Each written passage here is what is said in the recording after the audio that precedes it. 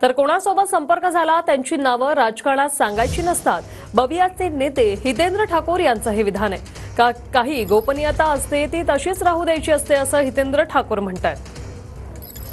मंत्रिपदासाठी मी दावेदार नाही, मी मंत्री केव्हाच झालो असं देखील ठाकूर यांनी म्हटलंय। माझ्यासोबत स्वतः हितेंद्र ठाकूर आहेत। अप्पा, सत्ता समीकरण सुरू झालेले आहेत, काय सांगाल? सत्ता समीकरण चालू राहतीलच जिथपर्यंत राजकारण आहे, त्यावेळी समीकरण उलटी सुलटी चालू असतात ती राहतील। संपर्क करणाऱ्यांमध्ये असे काही ठोस असेल नाव सांगू शकतात का, किंवा वरिष्ठ नेते कोण असू शकतात की जे आपल्याला संपर्क केले? राजकारणामध्ये नाव काही गोष्टी तुम्ही परवा दिवशी देखील बीजेपीच्या एका वरिष्ठ नेत्याचं तुम्ही नाव विचारा, अशी नावं डिस्क्लोज नसतात करायची। राजकारण आहे, काही सिक्रेसी असते ती राहून द्यायची।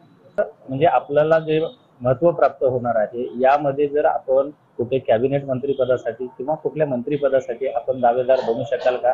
कारण निर्णय हा शेवटी आपल्याकडे असणार आहे। मंत्री मी कधीच बनलो असतो, जो फक्त तेवढीच लालच असती तर कधीच तडजोडी करून मंत्री झाले, काही इच्छा नाही। विजय गायकवाड, TV9 मराठी।